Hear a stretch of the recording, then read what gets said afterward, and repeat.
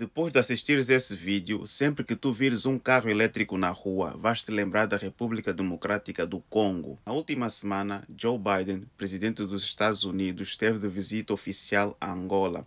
Essa é a primeira vez que um presidente americano visita Angola. Há quase 10 anos que um presidente americano não visitava o continente africano. O último tinha sido Barack Obama. Mas o que é que os americanos querem com o nosso país? Porque aqueles aí não andam à toa. Tendo em conta que Biden está em final de mandato, daqui a pouco mais de um mês ele já não será presidente.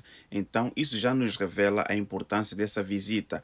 Biden não esteve em Angola para representar o seu governo nem o seu partido. Esteve lá para representar os interesses dos Estados Unidos. Quem assumir a presidência depois dele irá dar continuidade a essa política de Estado. Interesses nacionais estão acima de interesses partidários e devia ser assim também no nosso país, né? Vocês veem essa linha aqui que atravessa o nosso país? Pois é, esse é o caminho de ferro de Benguela, que parte do porto de Lubito e vai até a fronteira com a República Democrática do Congo. Esse é o principal motivo da visita de Biden. Os Estados Unidos, juntamente com a União Europeia, pretendem financiar e investir no corredor do Lubito. O objetivo é conectar e manter operacional uma linha ferroviária que liga Angola, Congo e Zâmbia. O objetivo é facilitar e diminuir os custos de escoamento dos minerais que são explorados na República Democrática do Congo e na Zâmbia, depois fazer chegar esses minerais até o porto de Lubito por intermédio do caminho de ferro de Benguela. Esse é o famoso corredor do Lubito. E qual é o interesse da União Europeia nessa história? A União Europeia estabeleceu que até 2035 irá proibir a venda de carros a combustão, a diesel e a gasolina, passando a serem apenas vendidos carros elétricos dentro da comunidade europeia. Neste momento, existe um mercado de cerca de 250 milhões de veículos a combustão que circulam na União Europeia e o objetivo é substituir progressivamente esses carros por carros elétricos. Qual é a matéria-prima necessária para se fazer carros elétricos? Bom, além de outros componentes, o principal é um mineral chamado cobalto, que é usado para fazer as baterias dos carros elétricos, telefones, tablets, headphones, computadores e outros dispositivos eletrônicos. Em média, para se fabricar um carro elétrico, são necessários cerca de 7 kg de cobalto por cada carro. E fazendo assim as contas por alto, 7 kg de cobalto por cada carro vezes 250 milhões, isso dá uma quantidade absurda de cobalto que serão necessários para atender à demanda do mercado europeu. Quem é o maior produtor de cobalto no mundo?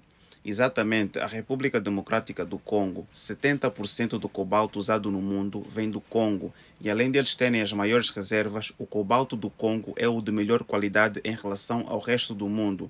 Além deles terem a quantidade, eles também têm qualidade. Algumas pessoas dizem, não, mas os americanos pagam pelos minerais, eles não chegam e levam simplesmente. Sim, eles pagam, mas eles pagam um preço muito abaixo do preço real.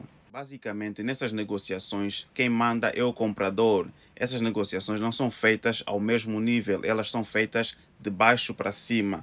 Talvez por termos pessoas incapazes a nos liderar, talvez por medo de golpes de Estado, mas infelizmente é isso que acontece. Porque, em regra geral, nas relações de comércio, quando um produto é muito raro, ele tem a tendência de ter um preço muito alto e o detentor desse produto tem a liberdade de escolher o seu preço. Mas isso não acontece com as nossas nações africanas. Todas as nossas matérias-primas são levadas a preço de banana com a conivência dos líderes africanos. As empresas que exploram esses minerais são europeias, americanas e chinesas. Os trabalhadores congoleses reclamam de salários miseráveis, cerca de 3 dólares e 50 por dia. Além disso, muitos deles trabalham para empresas chinesas e queixam-se de discriminação, racismo e trabalho análogo à escravidão. Depois, essas empresas vendem esses minerais às marcas que fabricam os carros elétricos, marcas como Tesla, Volvo, Volkswagen, Mercedes, etc.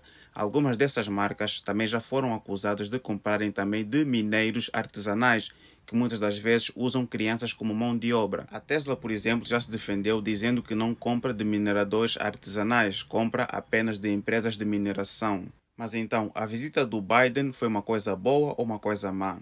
Na minha perspectiva, é um investimento que tem um potencial econômico muito grande para a região e para toda a cadeia produtiva daquela região.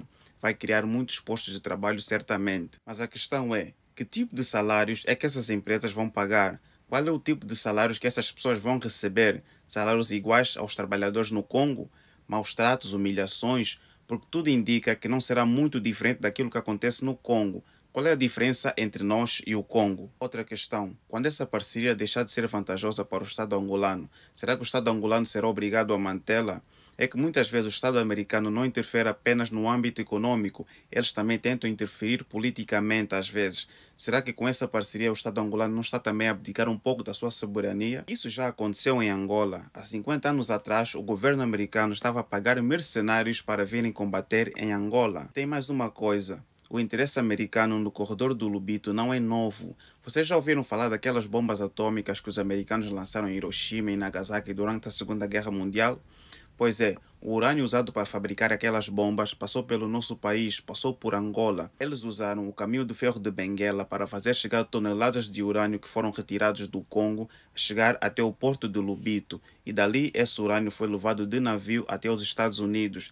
É exatamente a mesma coisa que eles querem fazer agora. Eu acho que é muito legítimo e positivo os países fazerem negócios uns com os outros. Uma parte tem a tecnologia, a outra parte tem a matéria-prima. Então acho que deve existir uma relação onde ambos ganham, como em qualquer negócio. Mas o tipo de relação que existe atualmente é uma relação de exploração. Mas ainda assim, eu espero estar muito errado na minha análise e desejo que essa parceria traga muitos frutos para o nosso país. O meu patriotismo me impede de torcer para que dê errado. Sou filho dessa nação, o meu desejo é vê-la crescer e prosperar. Por hoje é isso, espero que tenham gostado. Eto Mudieto e tchau.